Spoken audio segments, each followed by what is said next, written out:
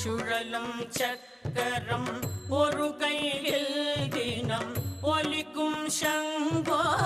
மறு கையில் சுழலும் சக்கரம் ஒரு கையில் தினம் ஒலிக்கும் சங்கோ மறு கையில்